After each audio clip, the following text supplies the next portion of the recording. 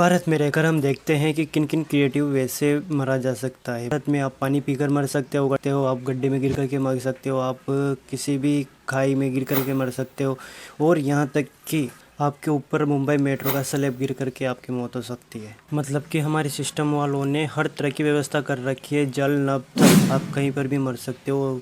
और अभी क्या है कि इस क्रोनोलॉजी को समझिए, इस सिस्टम को समझिए कि अभी चल रहा है भारत में हमारे अमृतकाल, और अमृतकाल में हर किसी को मोक्ष की प्राप्ति चाहिए, इसके साथ साथ वो धन और अर्जन भी करना चाहता है। तो सरकार ने वैसी व्यवस्था कर रखी है कि आपको मोक्ष की भी प्राप्ति हो जाएगी और धन अर्जन भी कर सकते हो आप। मुंबई मेट्रो का स्लैब गिरने से एक जने की मौत हो गई थी। उम्मीदवार वहाँ का सिस्टम है, जैसे कि MMRD को इसकी सूच थी कि एक हफ्ते पहले किसी यूजर्स ने बताया था कि एक पिलर पर क्रैक है, लेकिन MMRD वालों ने यह कहकर नकार दिया कि यह एक स्ट्रक्चर फॉर्म है, ये कोई पिलर का क्रैक नहीं है। एक सप्ताह के बाद वहाँ इससे आगे 196 पिलर्स पर यह हादसा हो गया।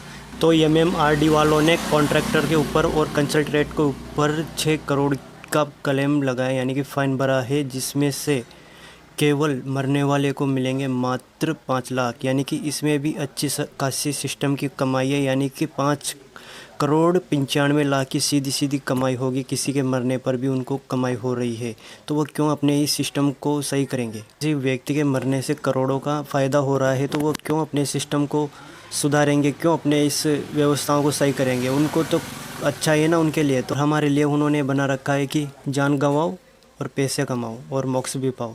तो इसके लिए ये है कि उनकी क्रोनोलॉजी, वैक्सीन या फिर कफ सिरप से मरेंगे तो, या फिर अन्य गड्ढे में गिरकर मरेंगे तो आपको 2 लाख, या फिर ऐसे जैसे अभी MMRD वालों ने भी इसके लिए 5 लाख रुपए का धनराशि दी गई है। इस अमृत काल में सबको अमृतत्व प्राप्त करना है और धन भी करना है। यह स्कीम है कि मोक्ष पाओ, पैसा कमाओ। और अगर हमने सत्ता से या सिस्टम से सवाल पूछा तो वो कहेंगे कि आप एंटी नेशनल हो, या फिर आपको कांग्रेस या कई उपनामों से संज्ञा दे दी जाएगी, लेकिन इसके ऊपर कोई कार्रवाई नहीं होगी।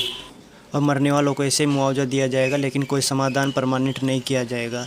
तो इसी तरह से हमारे इस देश के सिस्टम और नेताओं से हमें कोई आशा नहीं है कि ये कुछ हमारे लिए अच्छा कर सकते हैं।